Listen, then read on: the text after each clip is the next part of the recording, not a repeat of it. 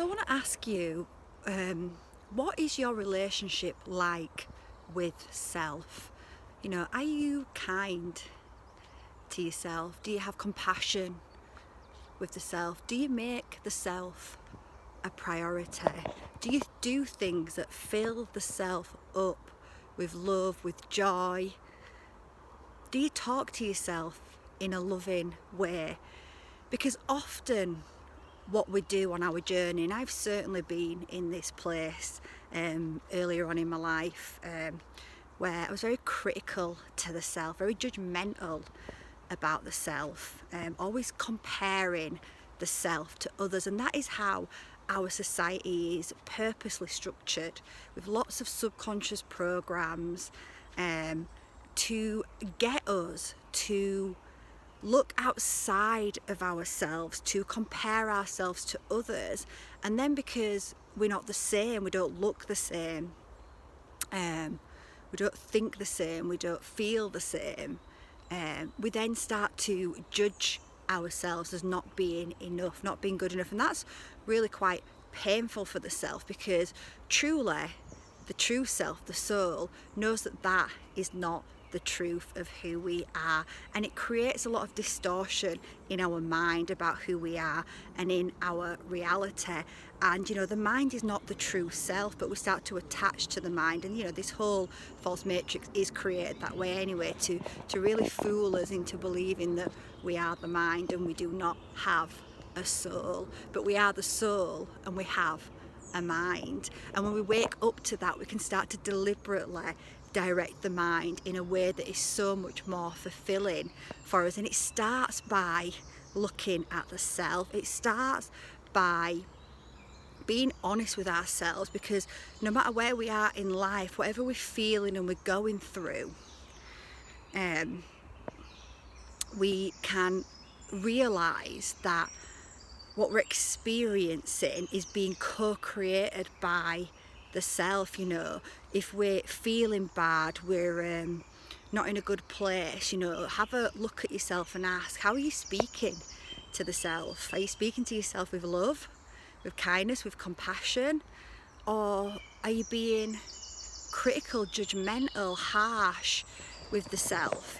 So we can make a choice, we can make a conscious choice to change how we communicate with ourselves.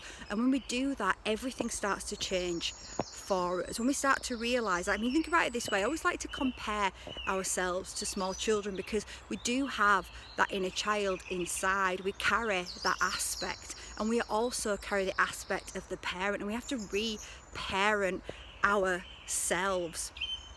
And we really talk to go outside of ourselves and get someone else to make us feel good, to fix us. But we don't need to be fixed, because we're not broken, we're just detached from the self. So as we start to reparent ourselves, and like I say, if you think about a small child, so if you were to constantly say to a small child, well, you're just not good enough, your body is not good enough, what you do is not good enough, if you're constantly criticizing, judging, withholding love from, punishing a child, what are they going to be like? They're not going to grow, they're not going to grow into their best selves, they're not going to realize their potential, they're going to be stuck in a prison world inside the mind that's just going to keep looping and perpetuating the same terror and fear.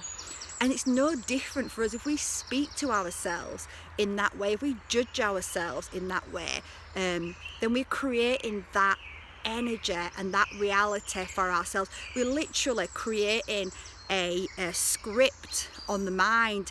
We talk about reality. Reality is like a reel. It's like a reel, it's like a projector that we're projecting out on whatever beliefs we're putting into our mind, consciously or unconsciously. It's creating a film over the eyes, and it's projecting out what we see and what we experience. But when we become aware of that, when we realise that we can start changing that narrative, changing that script, we can make a conscious choice to take back our power, to take responsibility, to be our own authority. We can change that reality, that real. And it is simple. It's so simple that we overlook it, that we're looking for that magic pill outside of ourselves, that gadget, that product, that guru, whatever, but it's in us, it's us. We are the ones that we are searching for inside, that connection inside to self. Because when you connect to the true self, to the soul, you start to connect to God source consciousness. You start to connect to your godliness, and you start to realize that you are a multi-dimensional being and you are powerful.